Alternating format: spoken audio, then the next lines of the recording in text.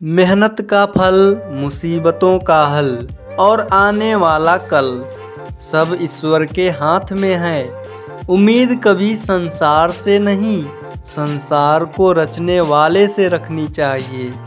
गुरु प्यारी साध संगत जी, बड़े प्यार से कहिए जी, धन निरंकार जी।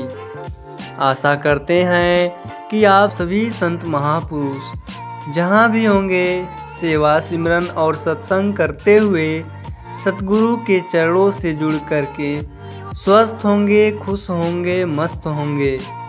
साथ संगत जी, आज के टॉपिक का नाम है कि गुरु के वचनों का जितना लाभ उठा सकें हमारे जीवन के लिए शुभ होगा।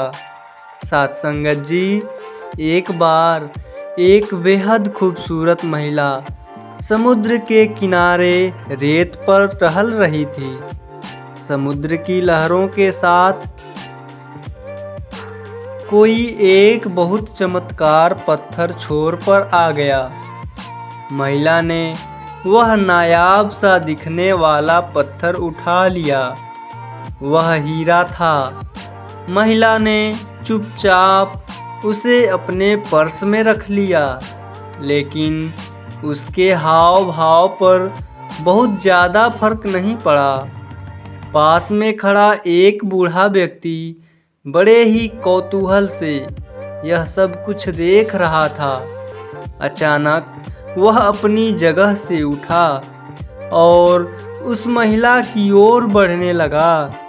महिला के पास जाकर उस बूढ़े व्यक्ति ने उसके सामने हाथ फैलाए और बोला, मैंने पिछले 4 दिनों से कुछ भी नहीं खाया है, क्या तुम मेरी मदद कर सकती हो?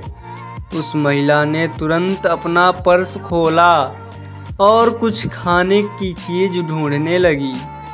उसने देखा कि बूढ़े की नज़र उस पत्थर पर है, जिसे कुछ समय पहले उसने समुद्र के तट पर रेत में पड़ा पाया था।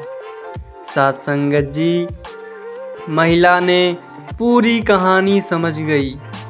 उसने झट से वह पत्थर निकाला और उस बूढ़े को दे दिया। बूढ़ा अब सोचने लगा कि कोई ऐसी कीमती चीज़ भला इतनी आसानी से कैसे दे सकता है। बूढ़े ने गौर से उस पत्थर को देखा। वह असली हीरा था। बूढ़ा अब सोच में पड़ गया। इतने में औरत पलटकर वापस अपने रास्ते पर आगे बढ़ चुकी थी। बूढ़े ने उस औरत से पूछा, क्या तुम जानती हो यह एक बेशकीमती हीरा है? महिला ने जवाब देते हुए कहा, जी हाँ, मुझे यकीन है कि यह हीरा ही है, लेकिन मेरी खुशी इस हीरे में नहीं है, मेरे भीतर है। समुद्र की लहरों की तरह ही दौलत और शोहरत आती जाती रहती हैं। अगर अपनी खुशी इनसे जोड़ेंगे तो कभी भी खुश नहीं रह सकते हैं। बूढ़े व्यक्ति ने हीरा उस महिला को वापस कर दिया और कहा, यह हीरा तुम रखो और मुझे इससे कई गुना ज़्यादा कीमती वह भाव दे दिया, जिसकी वजह से तुमने इतनी आसानी से यह हीरा मुझे दे दिया। साथ संगत जी, सांचे में से निकली हर वस्तु, चाहे वह छोटी हो चाहे बड़ी, सदैव खूबसूरत ही लगेगी। ऐसे ही गुरसिख का जीवन जब गुरमत के सांचे में ढल जाता है तो उसमें खूबसूरती आ जाती है। साथ संगत जी, एक कुम्हार को मिट्टी खोदते हुए अचानक एक हीरा मिल गया। उसने अपने गधे के गले में उस हीरे को बांध दिया। एक दिन एक बनिए की नज़र गधे के गले में बंधे उस हीरे पर पड़ी। उसने कुम्हार से हीरे का मूल्य पूछा। कुम्हार ने कहा, 1.25 सेर गुड़। बनिए ने कुम्हार को 1.25 सेर गुड़ देकर वह हीरा खरीद लिया।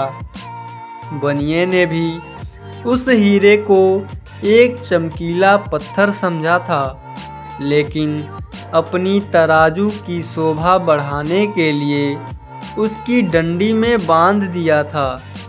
साथ संगत जी, एक दिन एक जौहरी की नज़र बनिए के उस तराजू पर पड़ गई।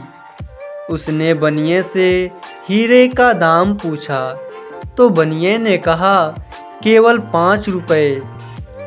जौहरी बहुत कंजूस था और लालची भी था।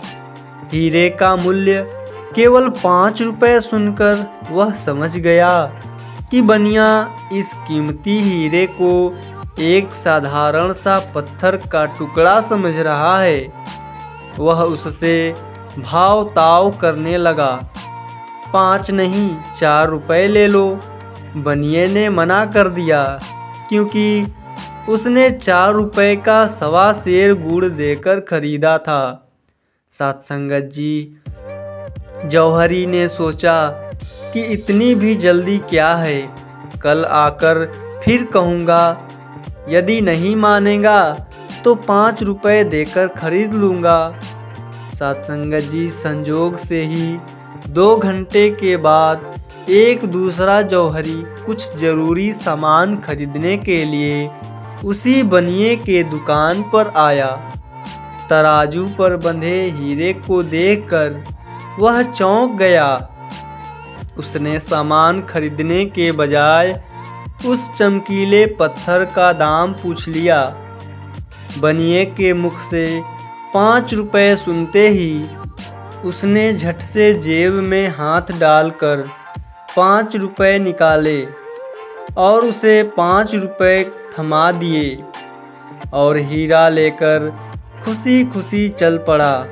साथ संगत जी, दूसरे दिन वह पहले वाला जौहरी बनिए के पास आया।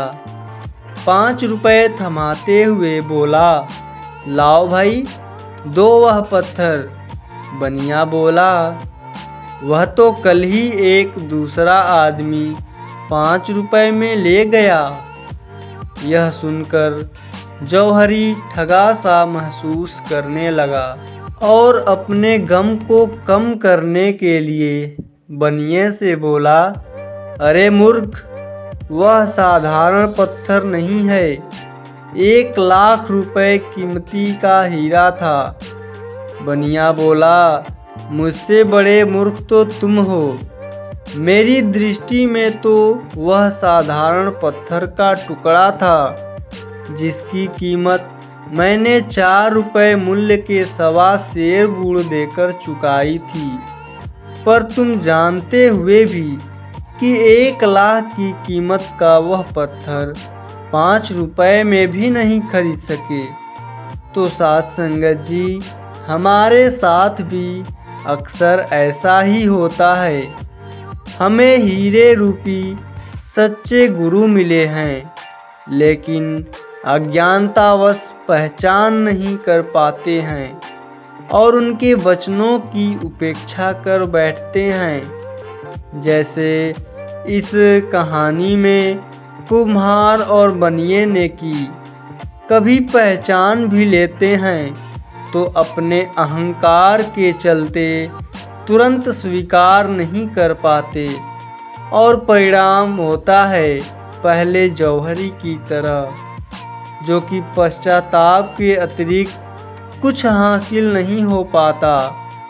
गुरु के वचनों का जितना लाभ उठा सकेंगे, हमारे जीवन के लिए वह शुभ होगा।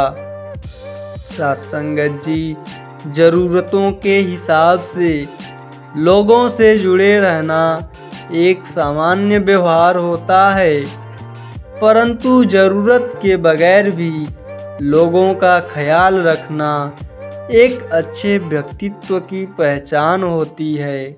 संगत जी, उम्मीद करते हैं कि आप सभी संतों को आज की यह साखी ज़रूर पसंद आई होगी।